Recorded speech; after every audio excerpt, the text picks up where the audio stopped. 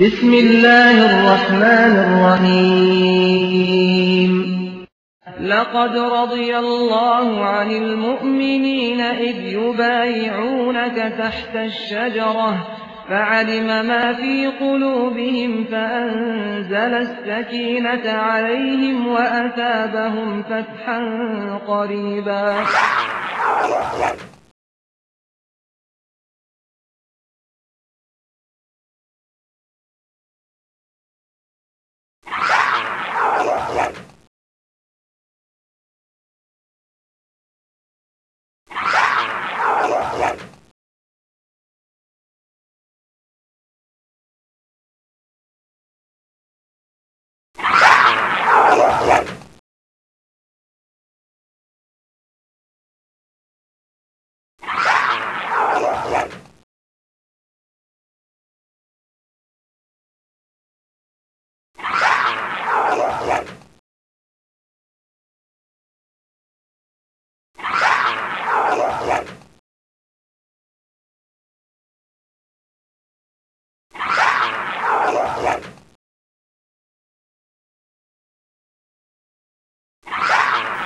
الحمد لله نحمده ونستعينه ونستغفره ونعوذ بالله من شرور أنفسنا ومن سيئات أعمالنا من يهده الله فلا مضل له ومن يضلل فلا هادي له أشهد أن لا إله إلا الله وحده لا شريك له وأشهد أن محمدا عبده ورسوله أما بعد أعوذ بالله من الشيطان الرجيم بسم الله الرحمن الرحيم قل هو الله أحد الله الصمد لم يلد ولم يولد ولم يكن له كفوا أحد سیدنا علی رضی اللہ عنہ وارضا رسول کریم صلی اللہ علیہ وسلم کے وہ عظیم الشان صحابی جن کے بارے میں امام الانبیاء امام اعظم محمد الرسول اللہ صلی اللہ علیہ وسلم نے فرمایا تھا اے علی میرا تمہارے ساتھ رشتہ میری تمہارے ساتھ نسبت تم میرے نزدیک ایسے ہو جیسے موسیٰ علیہ السلام کے نزدیک ہارون علیہ السلام تھے. ہاں ایک فرق ہے کہ موسیٰ علیہ السلام کی جو رشتہ داری جو نسبت جو تعلق ہارون سے تھا ہارون بھی نبی تھے. میری تمہاری محبت تو ویسی ہی ہے تعلق تو ویسا ہی ہے لیکن لا نبی بعدی میں آخری نبی ہوں میرے بعد کوئی نبی نہیں ہے.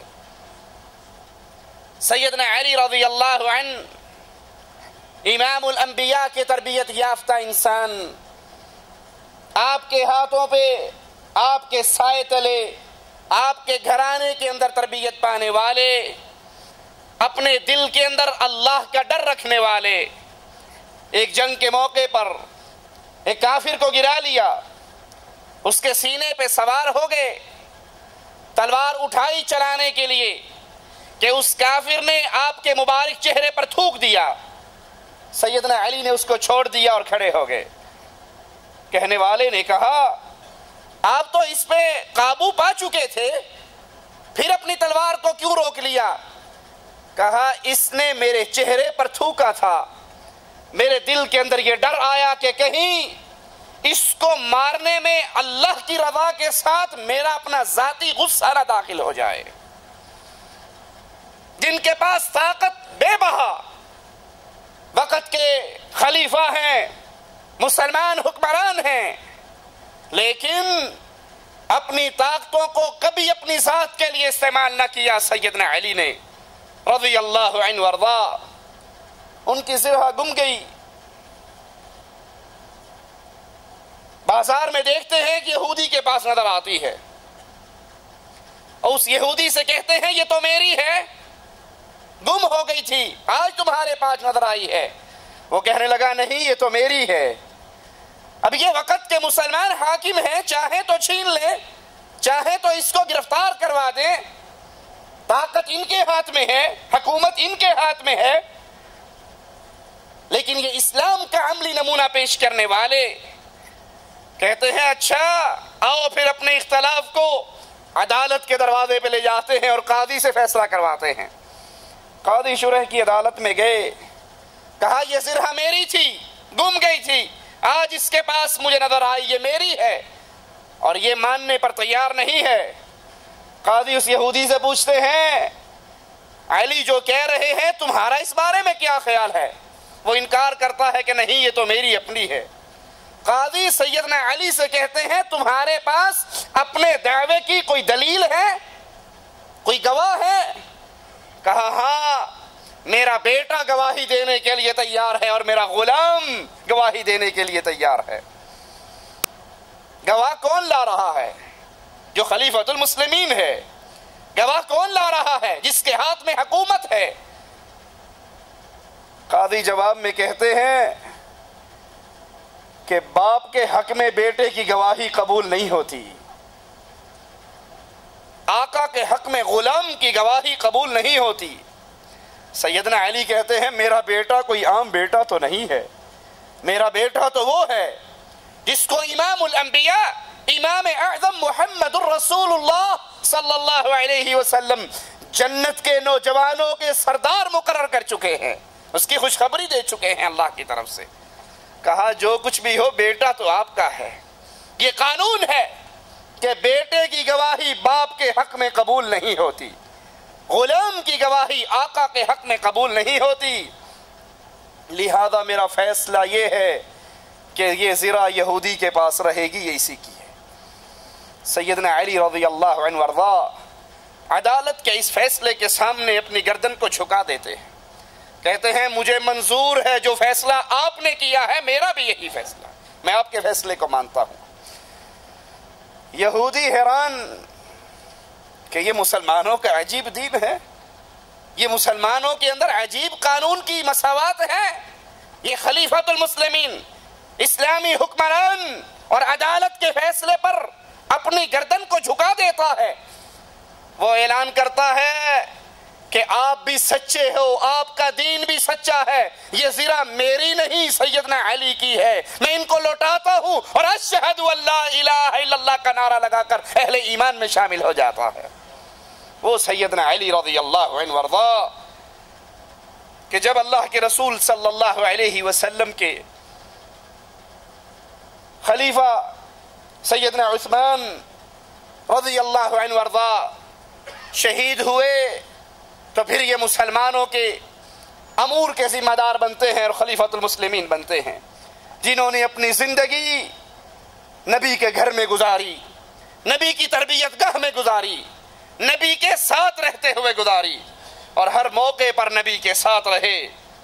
فتح مکہ کے بعد عرب قبائل بڑی کثرت سے اسلام میں داخل ہونے لگے اور ظاہر خیال یہی ہوا کہ اب امن و امان، سکون اور شانتی کا دور دورہ ہونے والا ہے، لیکن یہ خیال چند دنوں کے لیے اور کچھ وقت کے لیے رہا۔ مسلمانوں کو خبر ملی کہ کفار تیاری کر کے مسلمانوں پر حملہ کرنے کے لیے روم کا بادشاہ اپنے لشکر کو لے کر آ رہا ہے۔ رسول کریم صلی اللہ علیہ وسلم اس بڑھتے ہوئے طوفان کے منہ کو روکنے کے لیے مسلمان فوج لے کر اس کے مقابلے کے لیے نکلتے ہیں اور 30,000 مسلمان اللہ کے رسول صلی اللہ علیہ وسلم کے ساتھ آقا علیہ السلام چلتے ہوئے سیدنا علی کو مدینے میں اپنا قائم مقام بنا کر جاتے ہیں۔ ادھر منافقین کا ٹولہ سیدنا علی کو طعنے دیتا ہے، ان پہ طنز کرتا ہے کہ آپ میدان جہاد سے پیچھے رہنے کے لیے یہاں پر رک گئے ہو۔ سیدنا علی جن کی زندگی ہی میدان جہاد میں گزری، جو لڑتے ہوئے اللہ کے شیر کی طرح کفار پہ جھپٹا کرتے تھے، ان طعنوں کو برداشت نہ کر سکے، اسلحے کو اپنے سینے پہ سجاتے ہیں، رسول کریم صلی اللہ علیہ وسلم کے پاس پہنچتے ہیں اور کہتے ہیں یا رسول اللہ صلی اللہ علیہ وسلم، آج تک ہر میدان کے اندر میں آپ کے ساتھ رہا، ہر میدان کے اندر میں نے مقابلہ کیا، لیکن آج پتہ نہیں کس وجہ سے مجھے آپ کا ساتھی بننے سے محروم رہا، میدان جہاد میں آپ کے ساتھ نہ آیا۔ اللہ کے رسول صلی اللہ علیہ وسلم حضرت علی کے جذبات کو سمجھتے ہیں اور محبت سے علی کی طرف دیکھ کر کہتے ہیں، علی کیا تم اس بات سے راضی نہیں ہو، کیا تم اس بات سے خوش نہیں ہو کہ میرا تمہارے ساتھ وہی تعلق ہے جو موسیٰ کو ہارون کے ساتھ تھا، جو موسیٰ علیہ السلام کو ہارون کے ساتھ تعلق تھا، وہی میرا تعلق تمہارے ساتھ ہے، لیکن میرے بعد نبی کوئی نہیں اور موسیٰ کے بعد ہارون بھی نبی تھے۔ سیدنا علی رسول کریم صلی اللہ علیہ وسلم کی یہ بات سن کر خوش ہو جاتے ہیں اور واپس مدینے آ کر نبی کی لگائی ہوئی ڈیوٹی کو پورا کرتے ہیں۔ یہ تبوک کا سفر ہے، اللہ کے رسول صلی اللہ علیہ وسلم واپس آ رہے اور واپس آ کر سیدنا خالد بن ولید رضی اللہ عنہ وارضاہ کو یمن کی طرف روانہ کرتے ہیں کہ قبیلے کو اسلام کی دعوت دے۔ سیدنا خالد وہاں پر پہنچتے ہیں لیکن یہ قبیلہ اسلام لانے کے لیے تیار نہیں ہوتا، واپس لوٹ آتے ہیں۔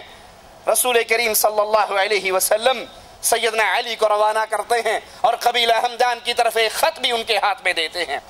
سیدنا علی رضی اللہ عنہ وارضاہ اس خط کو لے کر، اللہ کے نبی علیہ السلام کے اس پیغام کو لے کر یمن پہنچتے ہیں اور ان کے سامنے رسول کریم صلی اللہ علیہ وسلم کا پیغام ان کو پڑھ کر سناتے ہیں اور بڑے دل نشین انداز میں ان کے سامنے اسلام کی سچی اور سچی دعوت بھی پیش کرتے ہیں۔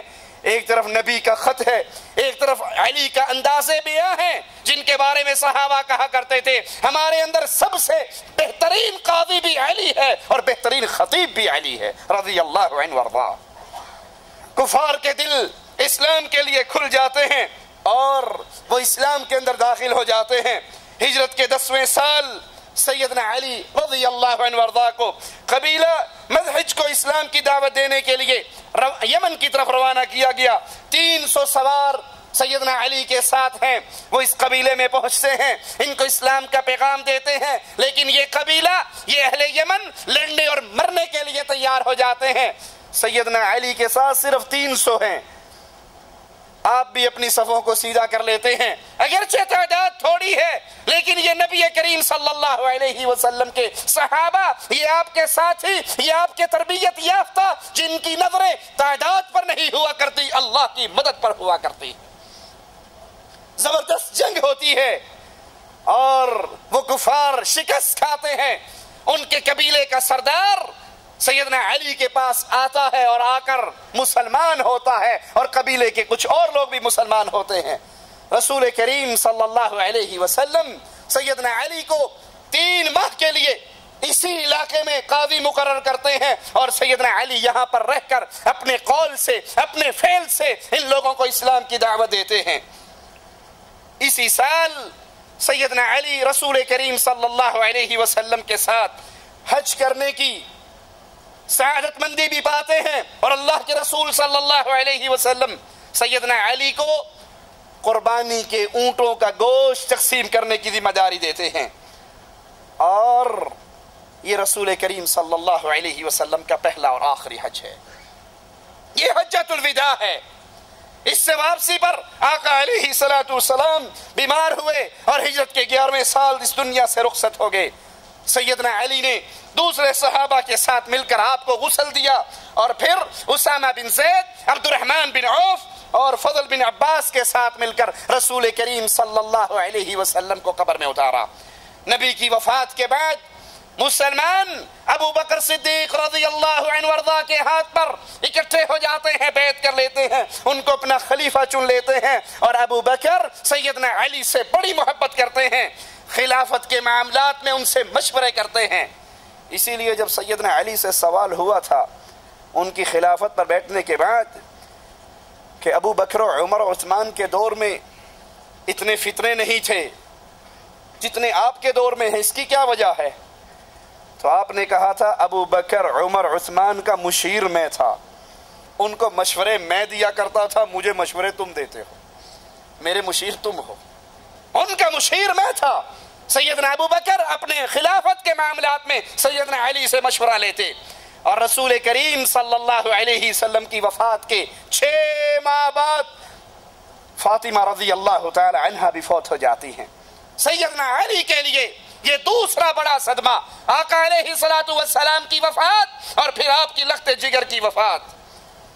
ابو بکر صدیق رضی اللہ عنہ وارضاہ کو اپنی خلافت کی ابتدا میں جن بڑے مسائل کا سامنا رہا ان میں سے ایک مسئلہ زکوٰۃ کا انکار کرنے والوں کا گروہ، اور دوسرا مسئلہ وہ عرب قبائل جو نئے نئے مسلمان ہوئے تھے اور نبی کی وفات کے بعد دین اسلام سے پھر گئے.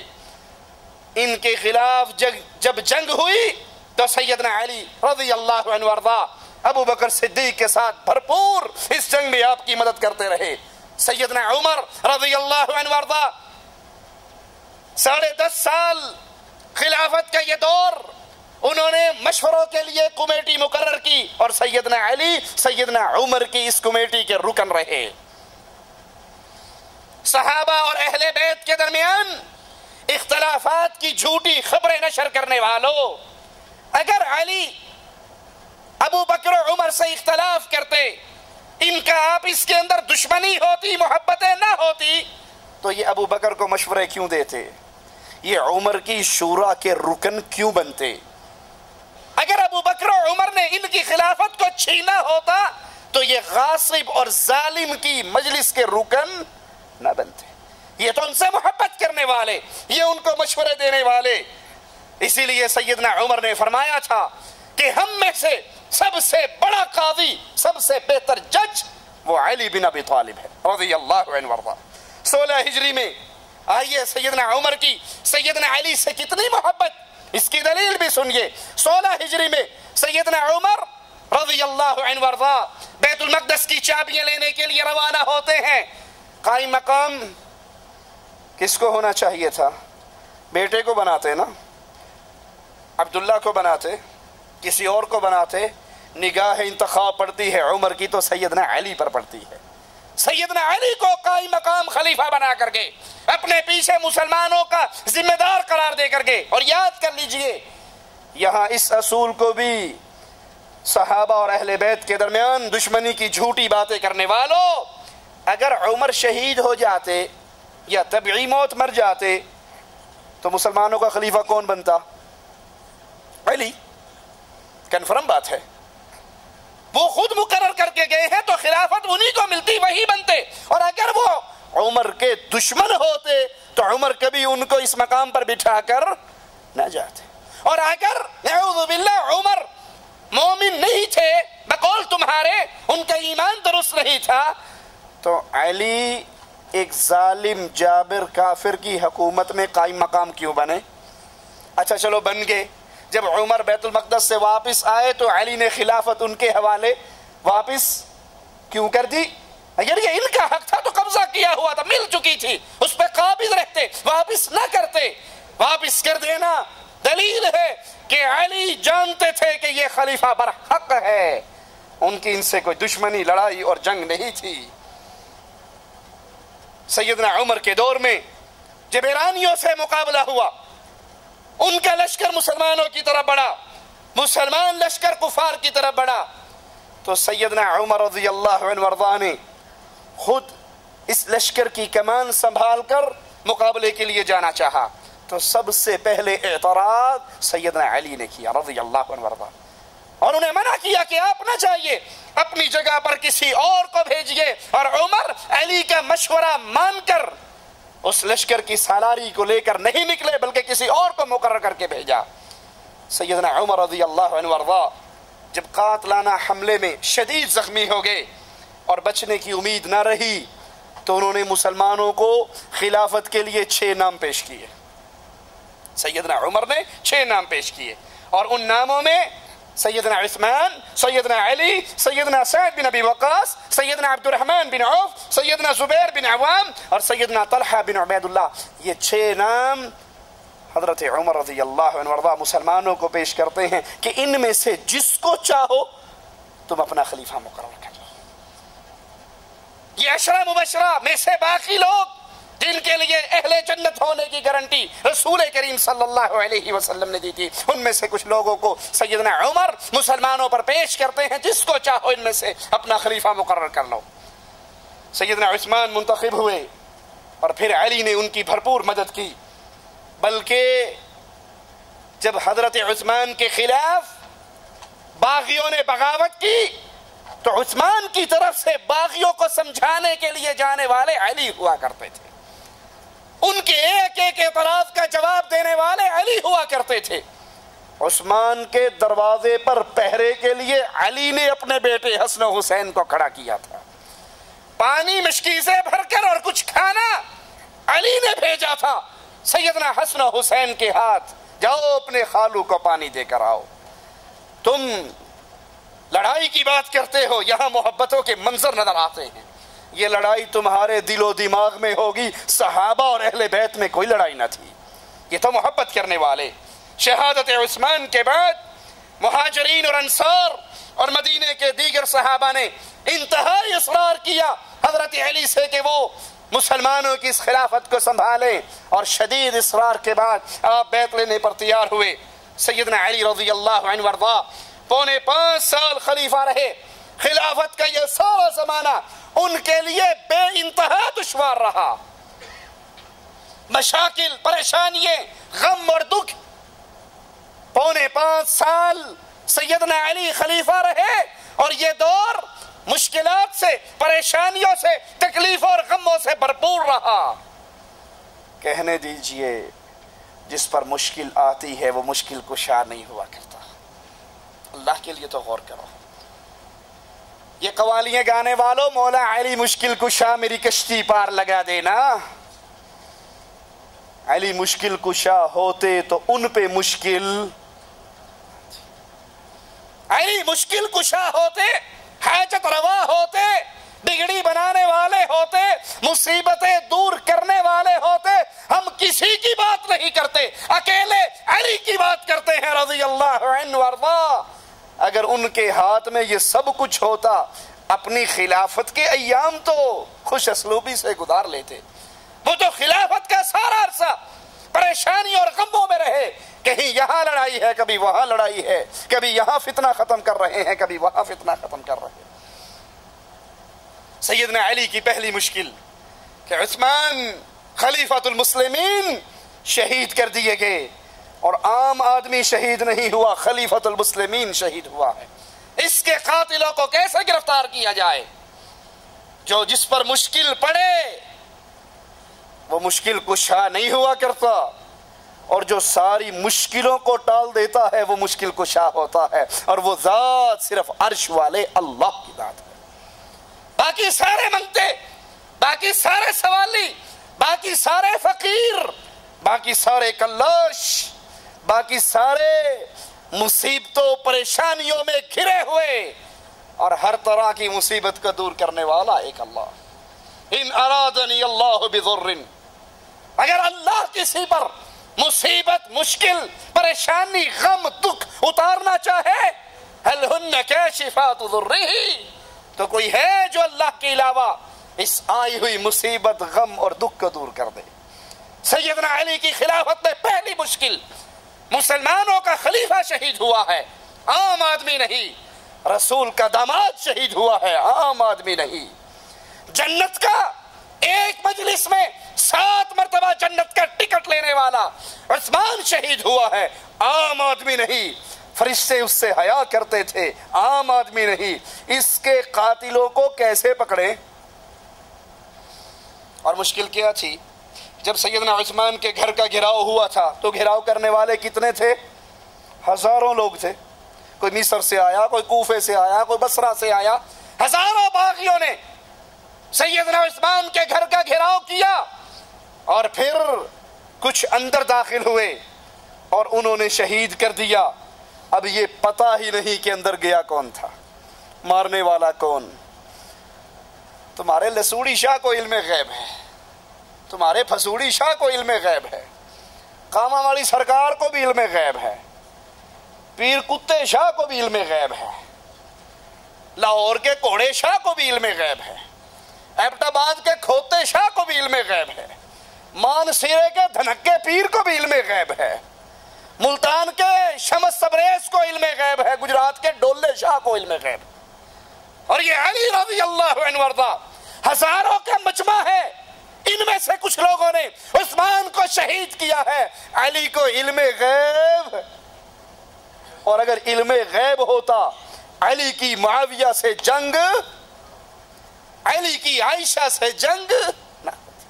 ان کا تو ایک ہی مطالبہ تھا، سیدنا معاویہ نے کہا تو اپنا ہاتھ آپ کے ہاتھ میں دوں گا، اہل شام آپ کی بیعت کریں گے، صرف عثمان کے قاتلوں کو گرفتار کر لو۔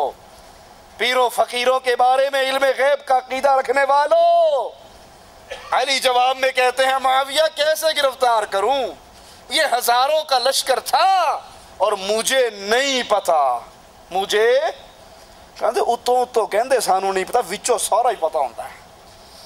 یہ ہمارے پیر جب کہتے ہیں نا سانو نہیں پتا، اتو کہتے ہیں، اندر سے انہیں سارا پتا ہوتا ہے۔ علی رضی اللہ عنہ وارضا، پہلی مشکل عثمان کے قاتلوں کو کیسے گرفتار کرے، اور ہر مومن کے دل کی یہ خواہش کہ عثمان کے قاتل گرفتار ہو جائیں، ان کے خون کا بدلہ لیا جائے، لیکن اتنی بڑی تعداد میں وہ قاتلوں کو پہچان اور جان نہیں سکتے تھے، کیوں؟ موقع کا گواہی کوئی نہیں تھا۔ سیدہ نائلہ رضی اللہ تعالی عنہا زوجہ عثمان، جب ظالموں نے اپنی تلواروں کو بلند کیا، یہ عثمان کو بچانے کے لیے دوڑی اور ان کی انگلیاں کٹ گئی، اور باغی یا کوفے سے آئے تھے یا مصر سے آئے تھے یا بصرے سے آئے تھے، نائلہ ان کو پہچانتی نہیں تھی، نہ نائلہ کو علم غیب، نہ مولا علی کو علم غیب۔ سیدنا علی رضی اللہ عنہ وارضا نے صوبوں کے نئے گورنر مقرر کیے، ان گورنروں نے جا کے پرانے گورنروں کو ہٹا کر اپنی ذمہ داریاں نبھانی شروع کی، اور جب ان کا گورنر امیر معاویہ رضی اللہ عنہ وارضا کے پاس پہنچا تو انہوں نے دستبردار ہونے سے انکار کرتے ہوئے کہا